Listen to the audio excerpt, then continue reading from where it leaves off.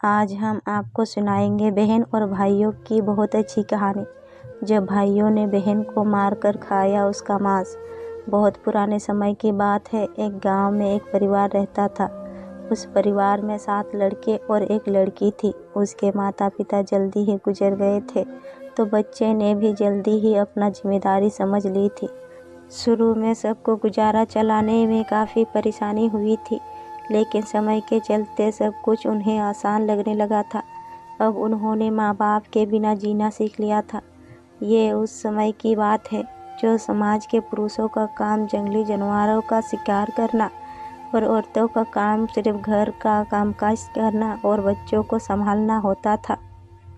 7 भाई और एक बहन उसी गांव में बड़े प्यार से मिलजुल कर रहते थे।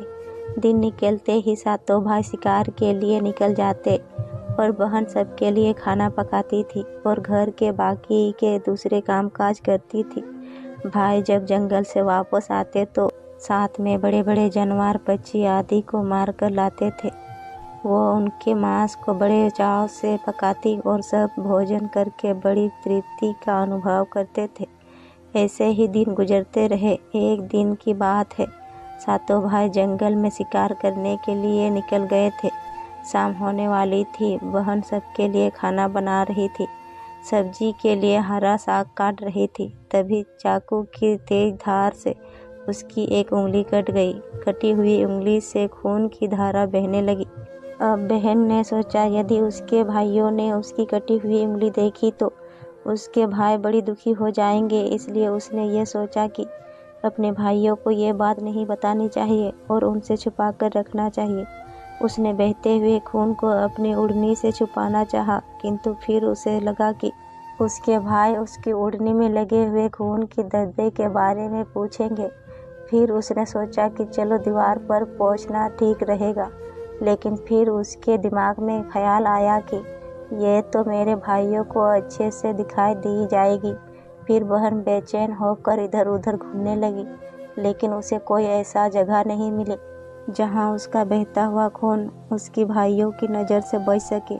इसलिए उसे कोई उपाय न मिलने पर उसने उसी हरे साग से जो खाने के लिए बना रही थी, उसी से अपना खून था जो पोंछ लिया। शाम को भाई जंगल से वापस आए तो बहन ने भाइयों के लिए खाना परोसा। सातों भाइयों को साग बहुत ही स्वादिष्ट लगा और अपनी उंगलियां चाटते रह गए और अपनी बहन की पकल की तारीफ करने लगे। अपनी तारीफ सुनकर बहन भी खुशी से फूले नहीं समा पाई थी।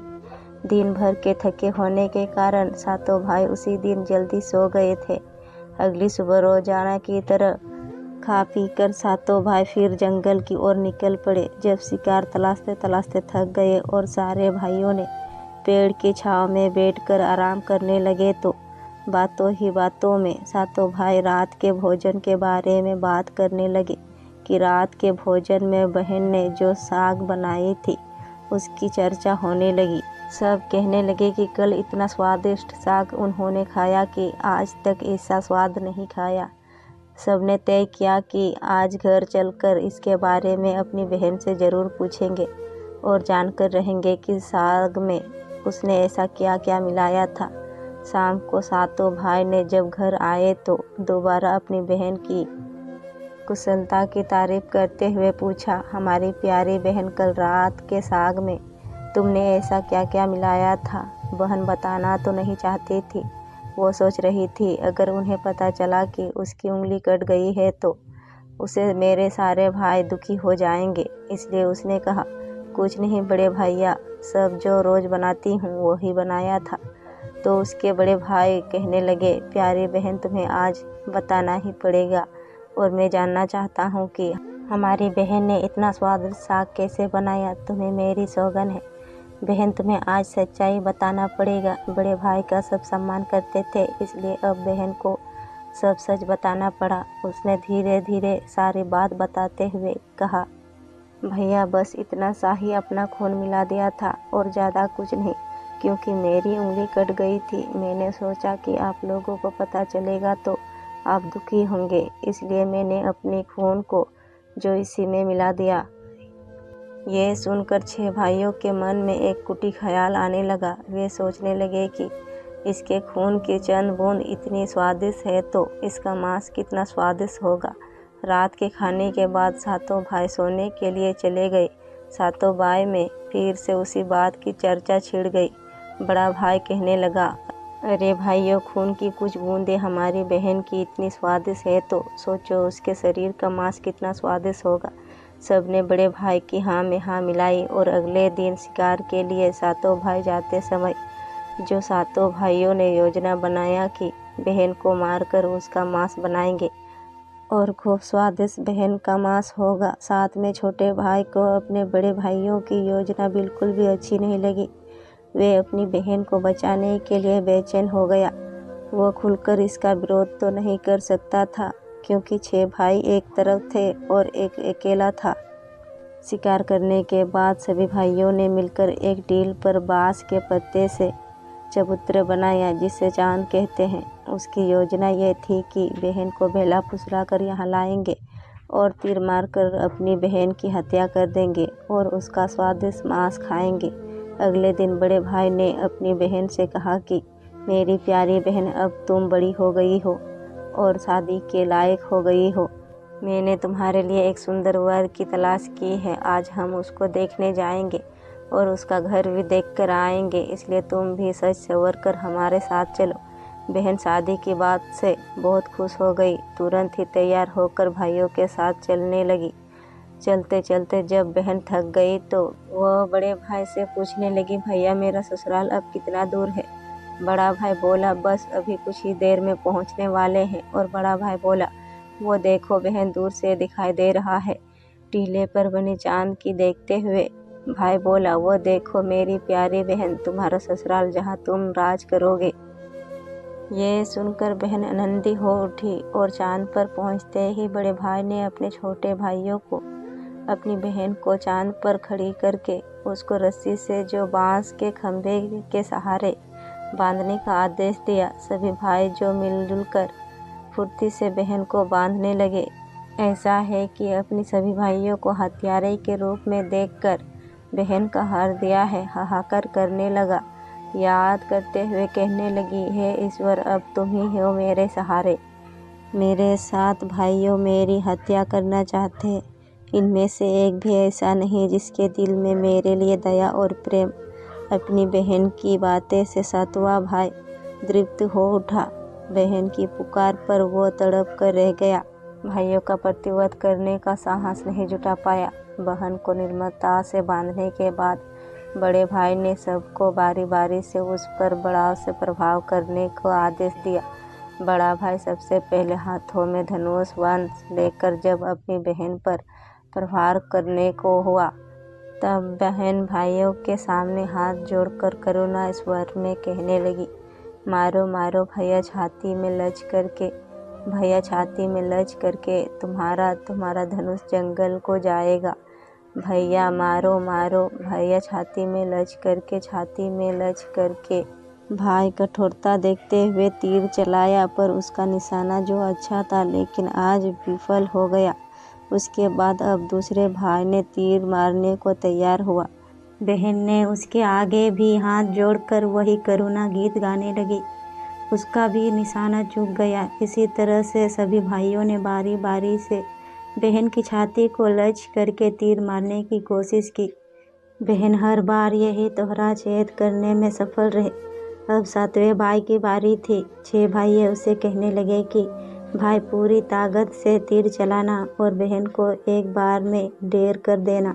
यदि तुम्हारा निशाना चूक गया तो तुम जिंदा नहीं बचोगे, हम सब तुम्हें मार देंगे।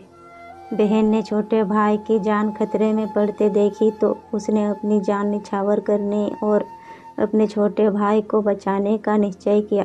वह ईश्वर से प्रार्थना करने लगी कि हे ईश्वर, मेरे भाई का तीर मेरी छाती भेदने में सफल हो जाए।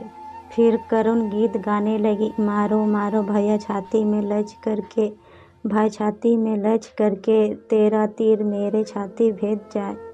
मारो मारो भैया छाती में लच करके, भैया छाती में लच करके। छोटे भाई ने तीर चलाया।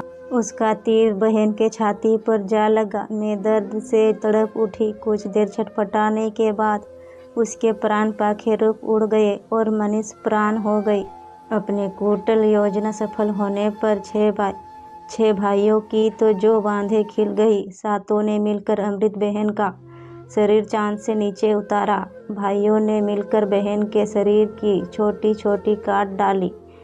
बड़े भाई ने सातवें भाई को जंगल से लकड़ी लाने को कहा। उसने जंगल जाकर लकड़ी तो इकट्ठा कर लिया था, अब वो लकड़ी को घर कैसे ले जाएगा।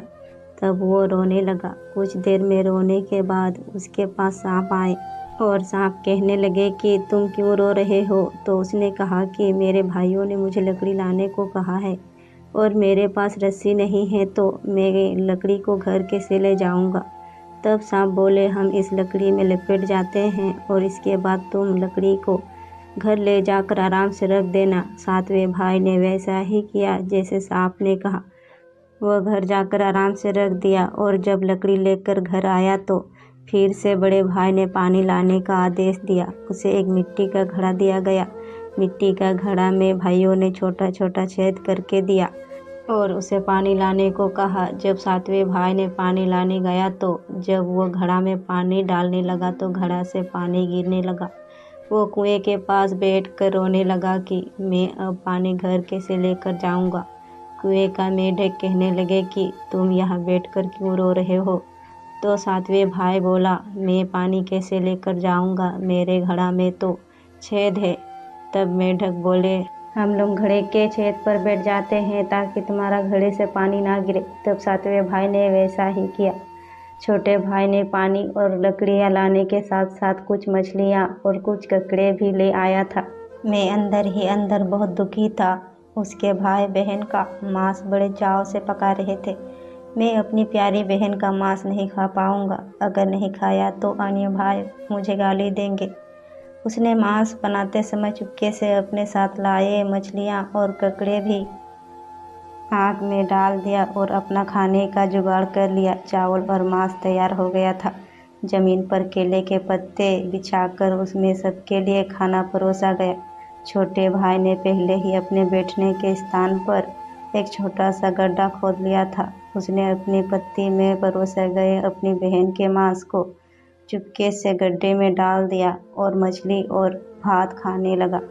बाकी भाई बहन की हड्डियां चलाने लगे तो छोटा भाई केकड़ा चलाने लगा।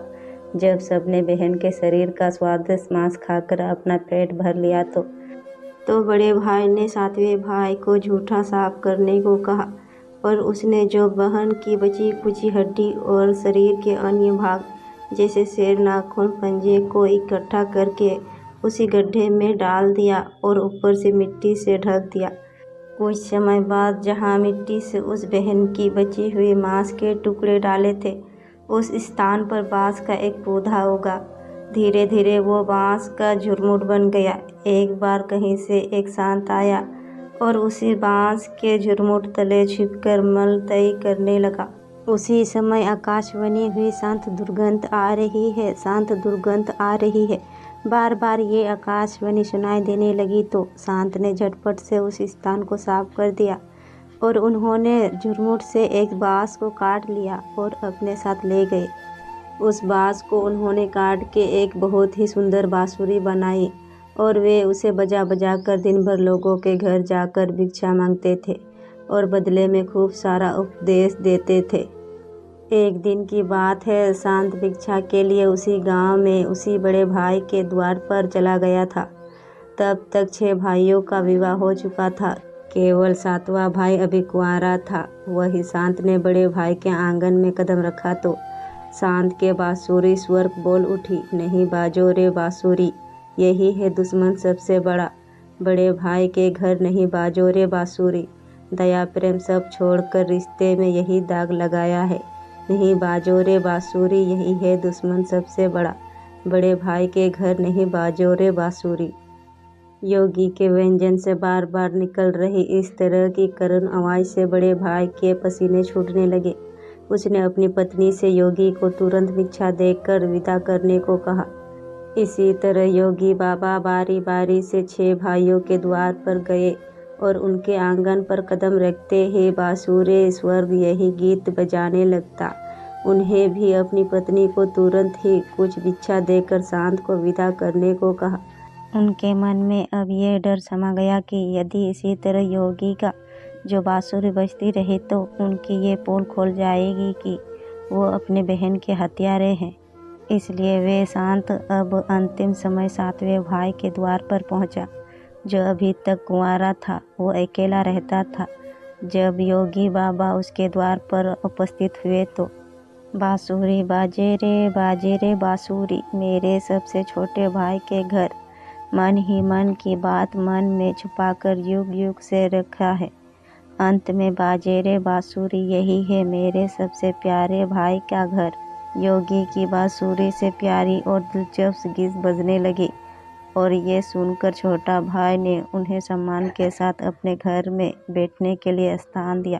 तंबाकू पान और जलपान से उनका स्वागत किया। उसके बाद बांसुरी के विषय में चर्चा हुआ तो योगी ने बांसुरी के जन्म की कहानी जो छोटे भाई को पूरी बताई कि कैसे उसने बांस को काटकर जो बांसुरी बनाई है, कैसे आकाशवाणी हुई थी। छोटे भाई ने उस बांसुरी को उसे योगी से देने की प्रार्थना की तो योगी ने उसे छोटे भाई को वह बांसुरी सौंप दी। योगी के चले जाने के बाद अब छोटे भाई ने बांसुरी को अपने बिस्तर के सराहनीय की साफ सुथरे स्थान पर धूप दीप जलाकर सम्मान के साथ रख दिया। कुछ दिनों के बाद छोटे भाई के घर में परिवर्तन दिखाई देने लगे। जब मैं काम से घर लौट कर आता तो सारा घर साफ सुथरा पाता। जब रोज रोज यही बात दोहराने लगे तो छोटे भाई ने अपनी भाभीयों के घर जाकर पूछा कि भाभी, मेरी गैर हाजिरी में आप लोग मेरे घर की साफ सफाई करते हो क्या? सभी भाभीयों ने जवाब दिया, हमें अपने घर के कामकाज से तो फुर्सत नहीं है, तो तुम्हारा घर कैसे साफ करेंगे? छोटे भाई ने निश्चय किया कि आज वो चुपके से देखेगा कि उसका घर कौन साफ करके जाता है। इसलिए छोटा भाई ने काम पर नहीं गया और वो घर के एक कोने में छिप गया। घर सुनसान होते ही जहाँ पर बांसुरी स्थापित की थी वहाँ से उसकी बहन की शक्ल में एक लड़की निकल आई और उसने घर का सारा काम किया और फिर उसी बांसुरी में समा गई। छोटे भाई ने यह सब देखा तो उसे अपनी आंखों पर विश्वास नहीं हुआ। फिर छोटे भाई ने यह बात अपनी बड़ी भाभी को बता दी। बड़ी भाभी ने अपने छोटे देवर को समझाया कि जैसे ही लड़की बांसुरी से बाहर निकलेगी तुम उस बांसुरी को आग के हवाले कर देना, फिर उस पर तुलसी जल छिड़का देना, फिर देखना क्या होता है। छोटे भाई ने बड़ी भाभी के कहे मुताबिक सारा काम किया। उसने लड़की के निकलते ही बांसुरी को आग में डाल दिया और लड़की पर पवित्र तुलसी जल का छिड़काव किया। तुलसी जल के स्पर्श से वो मानव रूप में आ गई। भाई ने देखा तो ये तो उसकी प्यारी बहन है। उसने अपने बहन को गले से लगा लिया। उसके बाद दोनों भाई बहन बड़े प्रेम से जो रहने लगे और बहन ने भाई को और भाई ने बहन को अपना लिया और खुशी से दूसरे के साथ रहकर जीवन यापन करने लगे। दोस्तों, इस कहानी से हमें शिक्षा मिलती है, निस्वार्थ प्रेम ही रिश्ता को बनाए रखता है। रिश्तों को कलंकित करने वाले कभी नहीं छिप सकते। दोस्तों, अगर आपको हमारी कहानी पसंद आई होगी तो प्लीज़ हमारे चैनल को लाइक, शेयर और सब्सक्राइब कर दीजिए। धन्यवाद।